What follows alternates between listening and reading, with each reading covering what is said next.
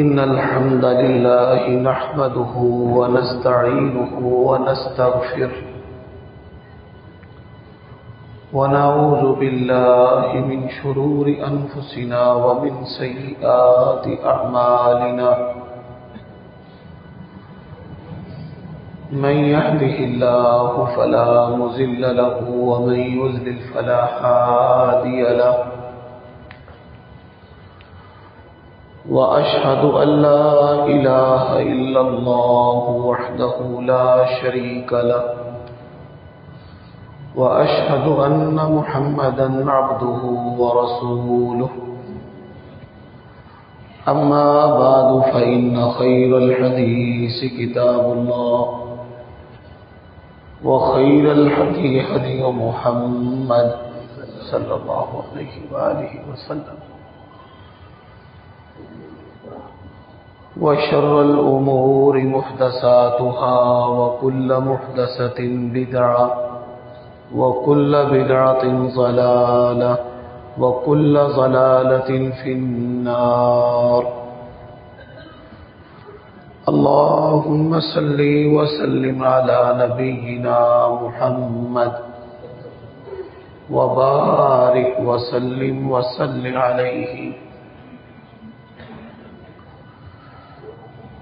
أعوذ بالله السميع العليم وبوجهه الكريم وسلطانه القديم من الشيطان الرجيم من حمزه ونفخه ونفثه.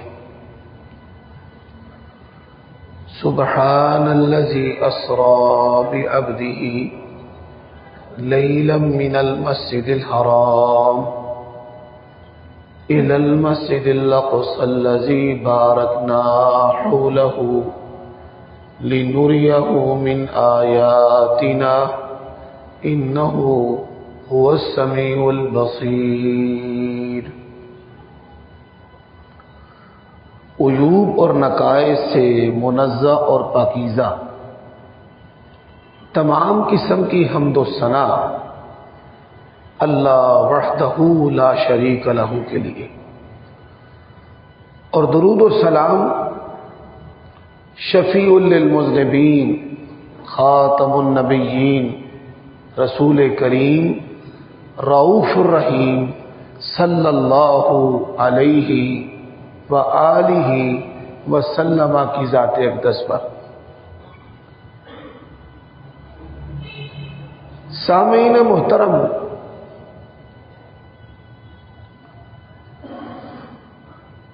شعبان رمضان سے پہلے متصل جڑوا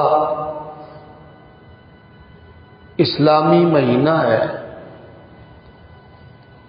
جس کے اندر نبی علیہ الصلاۃ والسلام کثرت سے روزے رکھتے،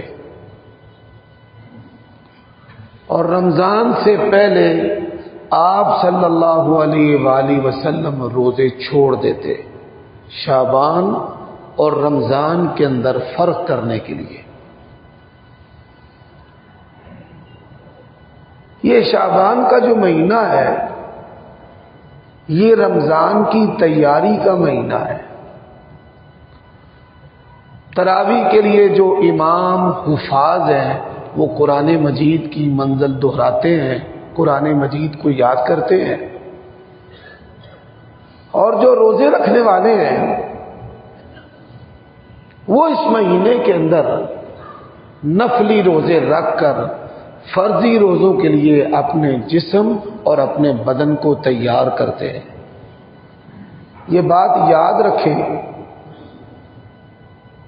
کوئی عبادت بھی تیاری کے بغیر انسان کے لیے مشکل ہو جاتی ہے، بلکہ بعض حالات کے اندر اس کو اختیار کرنا ناممکن ہو جاتا ہے. لیکن اس مہینے کی نسبت لوگوں کے اندر 2 راتوں کا اہتمام ہے. پہلی رات شب معراج، دوسری رات شب برات. شب برات کے بارے میں اختصار سے چند باتیں آپ کی خدمت میں عرض کرنا چاہتا ہوں۔ اس رات کے بارے میں مشہور ہے کہ اس رات کو رزق کی تقسیم کے فیصلے ہوتے ہیں، زندگی اور موت کے فیصلے ہوتے ہیں، قبولیت کے فیصلے ہوتے ہیں۔ میرے بھائیوں دوستوں، یہ جو تصورات ہیں اسلام کے محکم جو دلائل ہیں قرآن اور سنت کے، اس کے خلاف ہے۔ سب سے پہلی بات، اللہ تبارک و تعالی نے اس زمین پر آنے سے پہلے ہم تمام انسانوں کا رزق لکھ دیا ہے۔ نبی علیہ الصلوۃ والسلام نے فرمایا، بچہ جب اپنی ماں کے پیٹ میں ہوتا ہے اللہ تبارک و تعالی وہیں پر اس کا رزق بھی لکھ دیتا ہے اور اس کی زندگی کا فیصلہ بھی کر دیتا ہے کہ اس نے کتنی سانسیں لینی ہے۔ یکتب رزقہ واجلہ، حتیٰ کہ اللہ تبارک و تعالی انسان کی جو شقاوت اور سعادت ہے کہ اس نے جو زندگی ہے وہ نیکی والی گزارنی ہے یا اس نے زندگی گناہوں والی گزارنی ہے، اللہ تبارک و تعالی اس کا فیصلہ بھی کر دیتا ہے۔ یعنی یہ جو چیزیں ہیں یہ اللہ تبارک و تعالی کے علم میں۔ حضرات، ایک اور تصور بھی ہے کہ اس رات کو جو دنیا سے جانے والے مسلمان ہیں ان تمام کو معاف کر دیا جاتا ہے، یعنی عذاب قبر سے بچنے کے سرٹیفکیٹ لوگوں کے اندر تقسیم کیے جاتے ہیں۔ یہی وجہ ہے کہ لوگوں کے اندر لیلۃ القدر کا اہتمام نہیں ہے، لیکن لوگوں کے اندر جو ہے وہ شب برات کا اہتمام ہے۔ حالانکہ آپ غور کیجئے، اسلام کی کوئی عبادت بھی ایسی نہیں ہے کہ جس عبادت کا نام اللہ تعالیٰ اور اس کے رسول نے خود نہ رکھا ہو۔ نماز ہے، اس کو صلاۃ کہتے ہیں، بانگ اس کو اذان کہتے ہیں، روزہ اس کو صوم کہتے ہیں، خیرات اس کو صدقہ کہتے ہیں، اور اس کا فریضہ جو ہے اس کو زکوٰۃ کہتے ہیں۔ یعنی تمام جو عبادات ہیں وہ چھوٹی ہیں یا بڑی ہیں، ان تمام کے نام کس نے رکھے ہیں؟ اللہ تعالیٰ اور اس کے رسول نے رکھے ہیں۔ لیکن یہ جو عبادت ہے اس کا نام نہ اللہ تعالیٰ نے رکھا ہے نہ اس کے رسول نے رکھا ہے، بلکہ اس کا نام عربی اور فارسی لفظ کا مجموعہ ہے۔ یہ لفظ ہی بتاتا ہے کہ یہ اسلام کی اصطلاح نہیں ہے۔ شب جو ہے یہ عربی کا لفظ نہیں ہے، شب قدر، یہ شب جو ہے یہ فارسی زبان کا لفظ ہے، قدر جو ہے یہ عربی زبان کا لفظ ہے، شب جو ہے فارسی زبان کا، اور برات جو ہے یہ لفظ یہ عربی زبان کا ہے۔ قرآن مجید میں ہے برات من اللہ ورسولہ۔ تو شب برات اس کا تصور کن کے اندر ہے؟ میں کسی پر حملہ نہیں کرنا چاہتا، لیکن ایک حقیقت ہے جو میں آپ کے سامنے رکھنا چاہتا ہوں۔ جو لوگ پولیس میں ہیں، رینجرز میں ہیں، مختلف خفیہ انتظامی اداروں میں ہیں، جو ہمارے معاشرے کی پروٹیکشن کرتے ہیں، سیکورٹی کے فرائض انجام دیتے ہیں، ان کو بخوبی اس بات کا ادراک ہے کہ پاکستان کے اندر شب برات کا جو اہتمام ہے یہ اہل تشیع کے اندر ہے۔ شیعہ حضرات پانی کے اندر، دریاؤں میں، نہروں میں، بڑے بڑے جو راج باز سوئے ہوتے ہیں ان کے اندر کھڑے ہو کر کشتی میں سوار سوار ہو کر اپنے 12ویں امام کے ظہور کے لیے دعائیں کرتے ہیں، اور بڑے سارے ایسے جو عقائد اور نظریات ہیں وہ چور دروازوں سے مسلمانوں کے اندر اور اہل سنت کے اندر جو ہے وہ داخل کر دیے گئے۔ تو قصہ مختصر ہے، رزق کی تقسیم بھی اللہ نے کر دی ہے اور اللہ کرتا ہے، زندگی کی تقسیم بھی اللہ نے کر دی ہے اور اللہ کرتا ہے، عذاب اور راحت کی تقسیم بھی اللہ تعالی کے ہاتھ میں ہے۔ کسی رات کے ساتھ یا کسی دن کے ساتھ اللہ تبارک و تعالی نے ایسا کوئی سلسلہ اور نظام نہیں رکھا، وہ جب چاہے جس کو چاہے جہاں چاہے معاف کر دے، اور جب چاہے جس کو چاہے جہاں چاہے پکڑ لے۔ یہ اختیار کس کے پاس ہے؟ اللہ کے پاس، کسی مولوی کے پاس نہیں ہے۔ حضرات اب آ جائیے شب معراج۔ شب معراج کے حوالے سے بھی دو چیزیں ہمارے اندر مشہور ہیں۔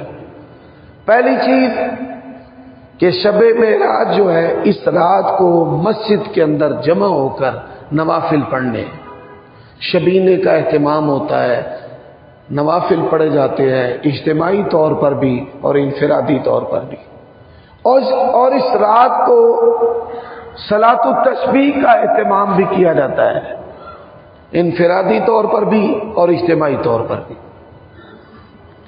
دن کا روزہ رکھا جاتا ہے۔ یہ بات یاد رکھیں، جو عبادت نبی علیہ الصلوۃ والسلام نے نہیں کی، صحابہ کرام نے نہیں کی، کل عبادت لم یتعبدها اصحاب محمد صلی اللہ علیہ وسلم ہی بدعت، ہر وہ عبادت جو نبی علیہ الصلوۃ والسلام کے صحابہ نے نہیں کی، وہ عبادت جو ہے وہ بدعت ہے۔ عبادت جو ہے وہ دلیل کے ساتھ ہوتی ہے، بغیر دلیل کے عبادت بدعت ہوتی ہے، اور کرنے والا سمجھتا ہے کہ میں اچھا کر رہا ہوں، لیکن یہ بات یاد رکھیں، اللہ نے قرآن مجید میں کہا ہے الذین ضل سعیہم فی الحیاۃ الدنیا وہم یحسبون انہم یحسنون صنعا، کرنے والے گمان کرتے ہیں کہ ہم اچھا کر رہے ہیں، لیکن اللہ تبارک و تعالیٰ فرماتے ہیں کہ ہم ان کی اس محنت کو ضائع کر دیتے ہیں۔ وہ عبادت نہیں، وہ بدعت ہے۔ اور اسی کے بارے میں اللہ تبارک و تعالیٰ نے قرآن مجید میں کہا ہے عاملۃ ناصبہ تصلی نارا حامیہ، عمل کر کر کے تھکے ہوں گے لیکن اللہ تبارک و تعالیٰ ان کو جہنم رسید کر دے۔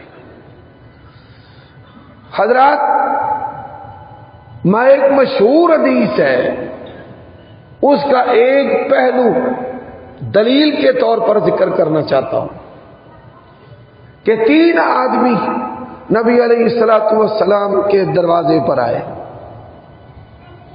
نبی علیہ الصلوۃ والسلام کے معمولات کے بارے میں انہوں نے پوچھنا شروع کر دیا۔ پہلا آدمی سوال کرتا ہے کہ اللہ کے نبی علیہ الصلوۃ والسلام اپنی بیویوں کے قریب جاتے ہیں؟ امت کے اندر اس دور سے لے کر آج تک شیطان نے یہ تصور داخل کرنے کی کوشش کی ہے کہ جو نیک لوگ ہیں وہ نکاح نہیں کرتے، اور اگر نیک لوگ نکاح کریں تو وہ بیویوں کے قریب نہیں جاتے۔ یہ غلط فہمی کچھ لوگوں کے اندر تھی کہ نبی علیہ الصلوۃ والسلام نے نکاح تو کیے ہوئے ہیں لیکن آپ اپنی بیویوں کے قریب نہیں جانتے، جنسی عمل نہیں کرتے، ہم بستری نہیں کرتے۔ تو سیدہ عائشہ رضی اللہ تعالی عنہا نے بتایا کہ نبی علیہ الصلوۃ والسلام تو اپنی بیویوں کے قریب جاتے ہیں۔ وہ بڑا حیران ہوا۔ دوسرے نے سوال کیا آپ کا دن، نبی علیہ الصلوۃ والسلام دن میں روزہ بھی رکھتے ہیں چھوڑ بھی دیتے ہیں۔ اس نے کہا اچھا روزے چھوڑ دیتے ہیں؟ حالانکہ ہمارے ہاں یہ تصور ہے کہ بھوکے رہنا، جسم کی ہڈیاں نکل آئیں، ڈھانچہ نمایاں ہو جائے، وہ بندہ نیک ہوتا ہے، کھانے پینے والا جو بندہ ہے وہ نیک نہیں ہوتا۔ یہی وجہ ہے کہ ہندوؤں کے اندر ایک پنڈت ہوتا ہے، جو کھاتا پیتا ہے مندروں میں عبادت کرواتا ہے، اور ایک سنت ہوتا ہے۔ سنت اس کو کہتے ہیں کہ جو معمولی کھاتا پیتا ہے اور بڑا جسہ ہونے کے باوجود اس کی ہڈیاں جو ہے وہ نکلی ہوتی ہیں۔ یہی جو چیزیں ہیں اسلام کے اندر بھی کچھ لوگوں نے داخل کر دی ہیں۔ نکاح تو نہیں کرتے لیکن ہزاروں عورتوں سے زنا کرتے ہیں۔ حضرات کھانا تو نہیں کھاتے لیکن افیون کا استعمال کرتے ہیں، بھنگ پیتے ہیں، ہیروئن پیتے ہیں، اور وہ یہ سمجھتے ہیں کہ ہم نیکی کر رہے ہیں۔ تیسرے نے یہ سوال کیا کہ نبی علیہ الصلوۃ والسلام آپ کی رات کیسی ہے؟ تو انہوں نے کہا کہ نبی علیہ الصلوۃ والسلام رات کو سوتے بھی ہیں اور آپ صلی اللہ علیہ وآلہ وسلم کچھ حصہ عبادت بھی کرتے ہیں۔ اب ام المومنین حضرت عائشہ صدیقہ رضی اللہ تعالی عنہا ابھی دروازے پر تھی، تو یہ دروازے پر ہی کھڑے ہو کر کہنے لگے میں نے ساری زندگی نکاح نہیں کرنا۔ نبی علیہ الصلوۃ والسلام نے کیا فرمایا ہے؟ لا رہبانیت فی الاسلام، اسلام کے اندر کوئی رہبانیت نہیں ہے۔ اگر کوئی بندہ یہ سمجھتا ہے کہ میں نے نکاح نہیں کرنا، نکاح نہ کر کے وہ کہے کہ میں متقی پرہیزگار بن جاؤں، یہ کبھی نہیں ہو سکتا۔ متقی پرہیزگار بننا ہے تو نبی علیہ الصلوۃ والسلام کے طریقوں پر چلنا ہوگا، نکاح بھی کرنا ہوگا، کھانا بھی کھانا ہوگا، لذت والی جو چیزیں ہیں ان چیزوں کو استعمال کرنا، یہ نیکی اور تقوی ہے کہ آپ کھائیں اللہ کا شکر ادا کریں، آپ کھائیں آپ نماز پڑھیں، یہ نہ ہو کہ آپ کھانا پینا چھوڑ دیں، جسم کمزور ہو جائے اور آپ اپنے جسم کے ساتھ عبادت بھی نہ کر سکیں۔ حضرات دوسرے نے کہا میں نے پورا دن کوئی چیز کھانی بھی نہیں ہے پینی بھی نہیں ہے، میں نے روزہ رکھنا ہے، بھوکا رہنا ہے۔ تیسرے نے کہا میں نے ساری رات نہیں سونا، ساری رات میں اللہ تعالیٰ کی عبادت کروں گا۔ اب یہ تینوں چلے گئے، نبی علیہ الصلوۃ والسلام آئے، آپ صلی اللہ علیہ وسلم کو خبر دی گئی کہ فلاں فلاں آدمی آیا تھا، اس نے یہ سوال کیا، میں نے یہ جواب دیا، اور انہوں نے دروازے کے باہر کھڑے ہو کر آپس کے اندر یہ گفتگو کی ہے۔ رسول اللہ صلی اللہ علیہ وسلم نے ان تینوں کو بلوایا، وہ تینوں آ گئے۔ نبی علیہ الصلوۃ والسلام نے کہا کہ تم نے یہ کلمات کہے ہیں؟ جی ہاں یا رسول اللہ صلی اللہ علیہ وسلم، میں نے یہ کلمات کہے، میں نے بھی یہ کلمات کہے، ہم نے یہ باتیں کی ہیں۔ فرمایا یہ بات یاد رکھ لو، اگر یہ تم کام کرو گے تو یہ کام اللہ کے ہاں قبول نہیں ہے، یہ تینوں کام تمہیں جہنم میں لے جانے کے لیے کافی۔ حضرات شب معراج، اس رات کی جو عبادت ہے نبی علیہ السلام نے تو نہیں بتائی، اس رات کی جو عبادت ہے صحابہ کرام نے تو نہیں کی، اور پھر اس دن کا جو روزہ ہے نہ اللہ کے نبی نے رکھا ہے نہ صحابہ کرام نے رکھا۔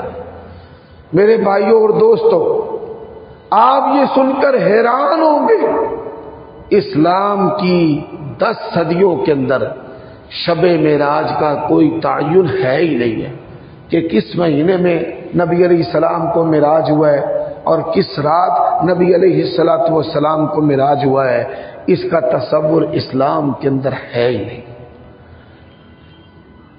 کس طرح اس رات کا اہتمام جو ہے وہ مسلمانوں کے اندر داخل کیا گیا ہے، ذرا سنتے جائیے۔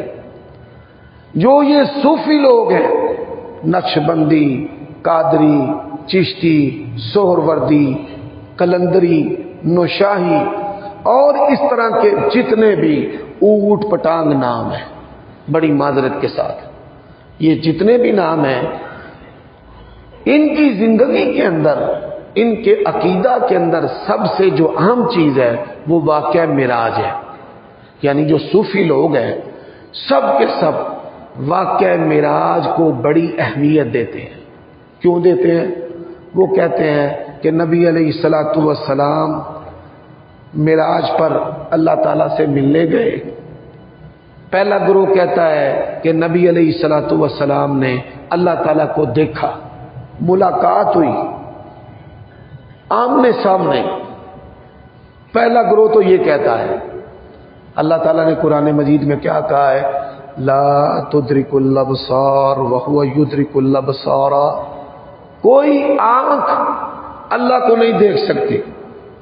سیدہ عائشہ رضی اللہ تعالی عنہا ام المومنین کا یہ فرمان ہے، صحیح بخاری میں موجود ہے، سورۃ النجم کی تفسیر کے اندر. وہ فرماتی ہیں جو بندہ یہ بات کہے کہ نبی علیہ الصلوۃ والسلام نے اللہ تعالیٰ کو دیکھا ہے، وہ دنیا کا جھوٹا ترین آدمی ہے. نبی علیہ السلام نے اللہ تعالیٰ کو نہیں دیکھا. یعنی پہلا گروہ تو یہ ہے. اب دوسرا گروہ وہ کیا کہتے ہیں؟ وہ کہتے ہیں کہ نعوذ باللہ نبی علیہ الصلوۃ والسلام نے اللہ تعالیٰ کے ساتھ معانقہ کیا، جپھی لگائی. اور پھر آپ یہ سن کر حیران ہوں گے کہ بعض لوگوں نے صوفیوں کی کرامات گھڑی ہوئی ہیں کہ نعوذ باللہ نبی علیہ الصلوۃ والسلام معراج پر گئے تو آپ کا ایک آسمان پر پاؤں سلپ ہو گیا، کیلے کے چھلکے سے پاؤں آپ کا سلپ ہو گیا. تو پیر عبد القادر جیلانی جو ہیں انہوں نے نبی علیہ السلام کے پاؤں کے نیچے اپنی گردن کر دی، اپنا کندھا کر دیا، تو یوں نبی علیہ الصلوۃ والسلام جو ہیں وہ گرنے سے بچ گئے. پتہ نہیں یہ احمقوں کی دنیا کے اندر رہتے ہیں. پیر عبد القادر جیلانی رحمت اللہ علیہ وہ 5ویں صدی کے اندر پیدا ہوئے. نبی علیہ الصلوۃ والسلام پیدا ہوئے، جوان ہوئے، آپ نے نبوت اور رسالت کا دور گزارا، پھر آپ اپنے رب کے پاس چلے گئے. پھر نبی علیہ السلام کے بعد 5 صدیاں گزر گئی اور یہ کیا کہانی بنائے ہوئے ہیں کہ آپ صلی اللہ علیہ وسلم گرنے لگے تھے تو پیر عبد القادر جیلانی نے، بعض گیلانی کہتے ہیں، پیر عبد القادر گیلانی یا پیر عبد القادر جیلانی جو ہے انہوں نے اپنی گردن نیچے رکھ کر اللہ کے نبی کو گرنے سے بچا لیا. اللہ تعالیٰ نے قرآن مجید میں بڑی پیاری بات کہی ہے. فرمایا کبرت کلمۃ تخرج من افواہہم ان یقولون الا کذبا. بڑی بڑی باتیں منہ سے نکالتے ہیں جھوٹ کے سوا کچھ بھی نہیں. حضرات سب سے زیادہ لوگوں کو اللہ کے دین سے دور کرنے والے لوگ کون ہیں؟ جو خلاف عقل کرامات بناتے ہیں، معجزے بناتے ہیں، کہانیاں گڑھتے ہیں، اور جب انسان شعور کی عمر میں آتا ہے یا پڑھتا لکھتا ہے یا سائنسی علوم جو ہے ان کا ادراک ہوتا ہے تو وہ کہتا ہے کہ یہ مذہب کے نام پر سب جھوٹ ہے، سب بکواس ہے. اور وہ بندہ جو ہے وہ ریئیکشن، رد عمل کے طور پر قرآن سے بھی، نبی علیہ الصلوۃ والسلام کی سنت سے بھی، دین سے بھی، حدیث سے بھی دور ہو جاتا ہے. یہی وجہ ہے نبی علیہ السلام نے فرمایا میری امت کے اندر شراب کا فتنہ ہوگا، زنا کا فتنہ ہوگا، لیکن آپ صلی اللہ علیہ وسلم نے فرمایا مجھے اپنی امت پر جس فتنے کا سب سے زیادہ خوف اور ڈر ہے وہ گمراہ کرنے والے جو مولوی ہیں ان کا ہے. اچھا یہ جو دوسرا درجہ ہے انہوں نے تو کہا کہ نبی علیہ الصلوۃ والسلام نے اللہ تعالیٰ سے جپھی لگائی. اب تیسرا جو گروہ ہے وہ کیا کہتا ہے؟ وہ کہتا ہے ہک ہے، ہک ہے، ہک نو ڈو کر جانے پکا کافر اور مشرک ہے. یعنی اللہ اور نبی کے اندر کوئی فرق نہیں ہے. نور من نور اللہ ہے. اللہ نے اپنا جو ایک حصہ ہے اس کو زمین میں اتار کر محمد رسول اللہ بنا دیا. اب آپ دیکھیے ان ساری کہانیوں کا نتیجہ کیا نکلا ہے. یہ جو کہانیاں بنائی گئی ہیں اس کا نتیجہ کیا نکلا ہے کہ امت کے اندر جو روشن خیالی کے علم بردار اسکالر ہیں، مولوی ہیں، غامدی صاحب جیسے جو لوگ ہیں، انہوں نے کہا کہ واقعہ معراج اس کی کوئی حیثیت اور حقیقت نہیں ہے۔ اب ایک طرف غلو کرنے والے اور اس غلو یعنی اس مبالغہ آرائی کے نتیجے میں جو نقصان ہوا ہے وہ کیا ہے کہ امت کے اندر کئی لوگ ایسے پیدا ہو گئے کہ جنہوں نے واقعہ معراج کا انکار کر دیا۔ کہتے جی ابھی مذہبی کہانیاں ہیں، گپیں اور داستانیں ہیں کہ انہوں نے کہا جی معراج ہوا ہے، کوئی معراج نہیں ہوا۔ حضرات، قرآن مجید کے اندر واقعہ معراج جو ہے وہ اللہ تعالیٰ نے دو حصوں میں بیان کیا ہے۔ ایک حصہ جو ہے اس کو اسراء کہتے ہیں، یعنی زمین سے زمین تک کا سفر، اس کو اسراء کہتے ہیں۔ اور سورت بنی اسرائیل 15ویں پارے کی جو پہلی سورت ہے، اس سورت کا نام سورت اسراء بھی ہے۔ آپ جب مکہ مدینہ میں جاتے ہیں تو وہاں قرآن مجید کے جو نسخے ہیں اس میں سورت اسراء لکھا ہوا ہے۔ یا یہاں پر بھی کئی لوگ ہیں، ان کے گھروں میں سعودی عرب سے آیا ہوا قرآن مجید کا تحفہ ہے، اس کے اندر بھی سورت بنی اسرائیل کو سورت اسراء لکھا ہوا ہے۔ تو سورت اسراء جو ہے اس کا معنی ہے زمین سے زمین تک کا سفر۔ اب زمین سے زمین تک کا سفر کون سا ہے کہ مکہ المکرمہ، مکہ سے نبی علیہ السلام نے یروشلم جو بیت المقدس ہے، مسجد اقصی، اس کا سفر کیا ہے۔ اب یہ جو سفر ہے اور پھر یہاں سے نبی علیہ السلام نے 7 آسمانوں کا سفر کیا، پھر 7 آسمانوں سے آگے سدرۃ المنتہا، پھر سدرۃ المنتہا سے بھی آگے، جہاں تک اللہ تعالیٰ نے ہمارے نبی کو یہ عزت اور عظمت اور شرف اور بزرگی جو ہے وہ عطا کی ہے۔ اب یہ سفر جو ہے یہ کتنی دیر میں ہوا ہے، یہ والا جو سفر ہے، اس بات کو سمجھانے سے پہلے میں آپ کے سامنے اللہ تعالیٰ کی سنت، اس کے نبیوں کا جو طریقہ ہے وہ رکھنا چاہتا ہوں تاکہ آپ کو اچھے طریقے سے بات سمجھ آ جائے۔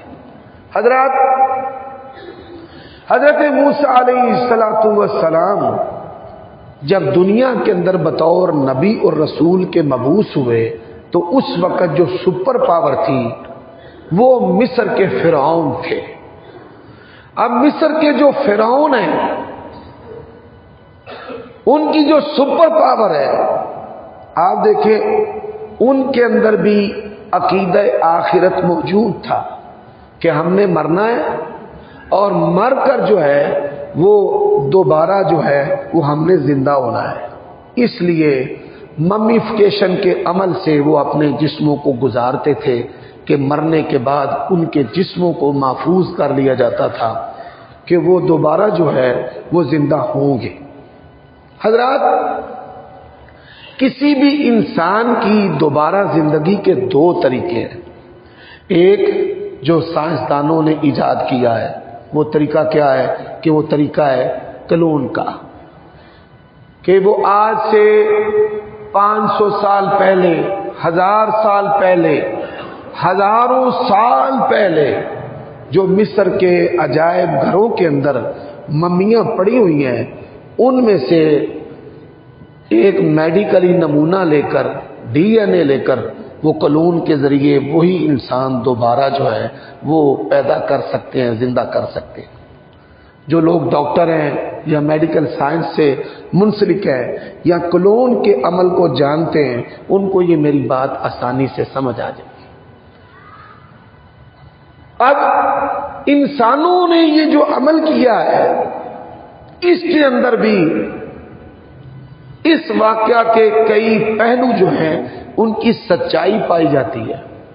واقعہ معراج کا کئی لوگوں نے اس وجہ سے بھی انکار کیا کہ دیکھو جی اتنے انبیاء جو ہیں وہ ایک ہی لمحہ کے اندر زندہ کر کے جسموں کے ساتھ اللہ کے نبی کے مقتدی بنا دیے گئے ہیں. ہمیں یہ بات سمجھ نہیں آتی. سائنسدان بنا لیں ان کو سمجھ آ جاتی ہے، یعنی انسان بنائے، کلون بنائے تو وہ مان جاتے ہیں. لیکن اگر اللہ تبارک و تعالیٰ کلون بنا لے یا کاپی باڈی اور جسم دے دے، مثالی اجساد دے دیں، تو ان کو اللہ تعالیٰ کی بات سمجھ میں نہیں آتی. یہ کیسی عجیب بات ہے.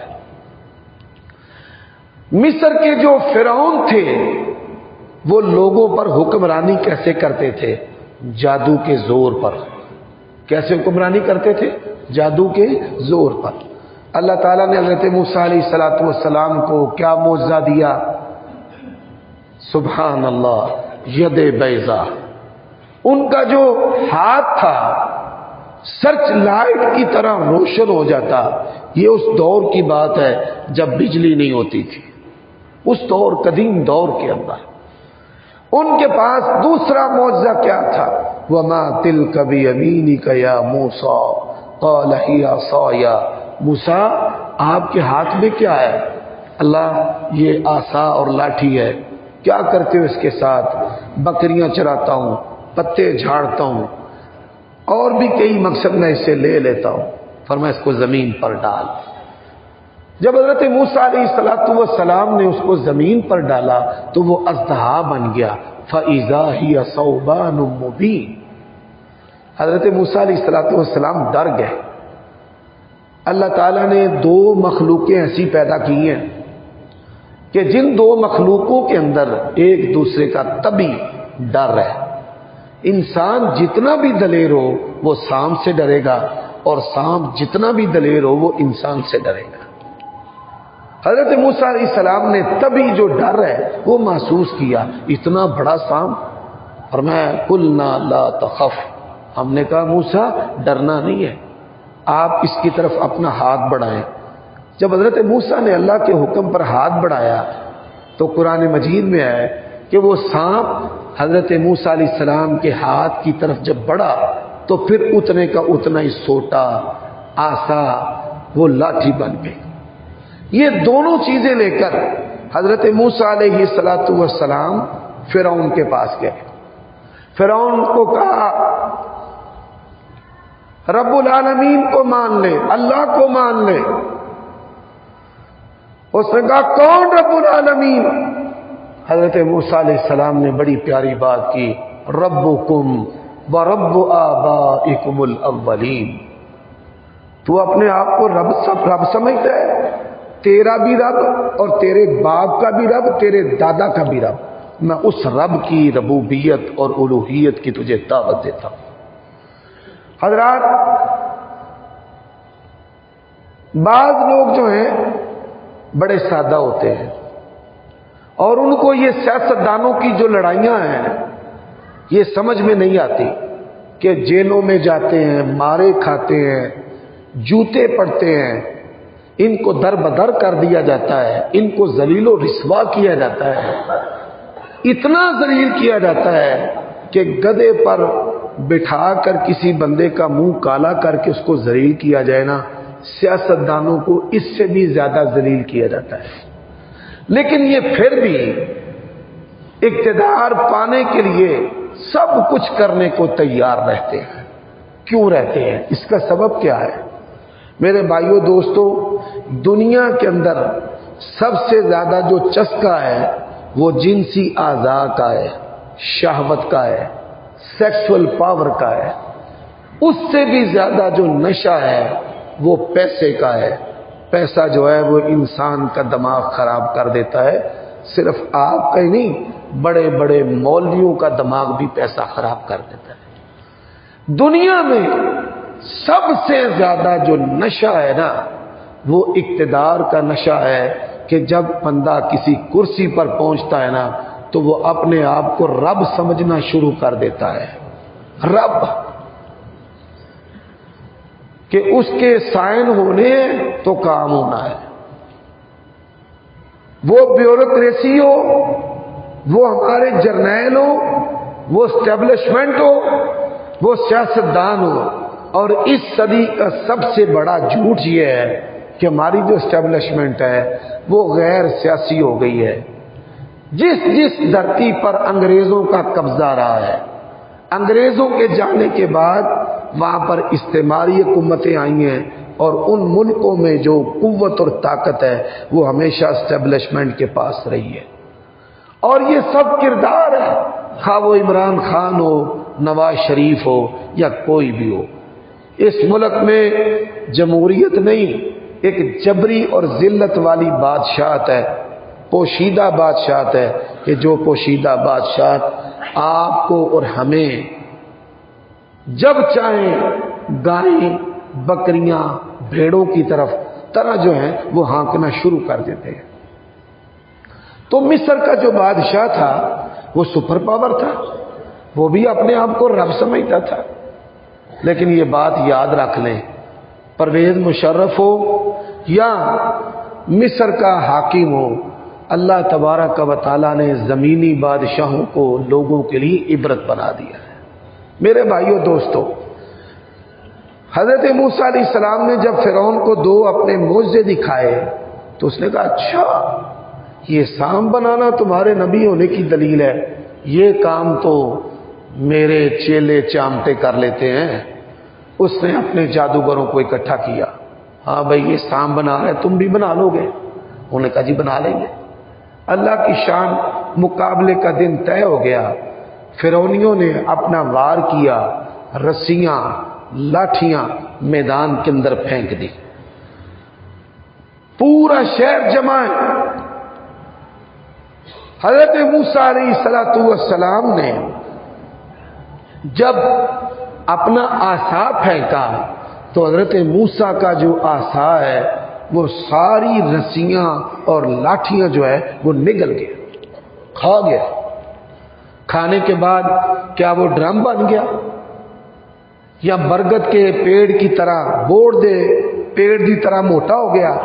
نہیں، اس سے بھی حیران کن بات، سارا کچھ ڈکارنے کے بعد، کھانے کے بعد حضرت موسیٰ کے ہاتھ میں ویسے ہی چھوٹے کا چھوٹا، اور جس طرح وہ پہلے تھا اسی طرح وہ لاٹھی اور سوٹا بن گیا۔ حضرات، جتنے بھی جادوگر تھے، جتنے بھی، سارے کے سارے جو جادوگر ہیں، اسی وقت ایک لمحہ ضائع کیے بغیر انہوں نے سجدہ زمین پر کر دیا۔ قالوا آمنا برب موسیٰ وہارون، جادوگروں نے کہا کہ یہ جادو نہیں ہے، یہ واقعتاً اللہ تعالیٰ کا نبی اور رسول ہے۔ وہ ایمان لے آئے، کس پر؟ اللہ تبارک و تعالیٰ پر۔ کالجوں میں پڑھنے والے بیٹوں، سائنسی علوم پڑھانے والے بھائیوں، انگریزوں سے متاثر دوستوں، آج جو دور ہے ہائیڈروجن بم کا ہے، ایٹنامک دور ہے، دنیا سمٹ کر ایک گاؤں بن گئی ہے، فائبر آپٹیکل کے ذریعہ ڈیٹا دنیا میں ٹرانسفر ہو رہا ہے، سیکنڈ کے اندر تبدیلی جو ہے وہ رونما ہو رہی ہے۔ اس دور کے اندر لوگ کہتے ہیں کہ زیادہ ضرورت ہے کہ دنیا میں کوئی نبی و رسول آئے اور آ کر لوگوں کی اصلاح کرے۔ جب بچیوں کو قتل کیا جا رہا ہے، ان کے ساتھ ریپ کیا جا رہا ہے، اور میرے بھائیوں دوستوں، یہ سائنس اپنے تمام علوم کے ساتھ، بایو کے ساتھ، فزکس کے ساتھ، کیمسٹری کے ساتھ، میتھمیٹک کے ساتھ، اکنامکس علوم کے ساتھ، تمام جدتوں کے ساتھ جمع ہو جائے۔ نبی علیہ السلام نے واقعہ معراج میں جو جوتا پہنا ہوا تھا، اللہ کی قسم ہے یہ ساری سائنس کی تیزیاں، جدتیں، یہ نبی علیہ السلام کے جوتے کا مقابلہ بھی نہیں کر سکتی، آپ صلی اللہ علیہ وسلم کے جوتے کا مقابلہ بھی نہیں کر سکتی۔ حضرت عیسیٰ علیہ السلام، ان پر انشاءاللہ آئندہ جمعہ بات ہوگی۔ دوستوں کا یہ اصرار تھا کہ واقعہ معراج جو ہے اس کو بیان کیا جائے۔ تو جادو جنات کے بارے میں بات ہو رہی تھی، تو یہ میں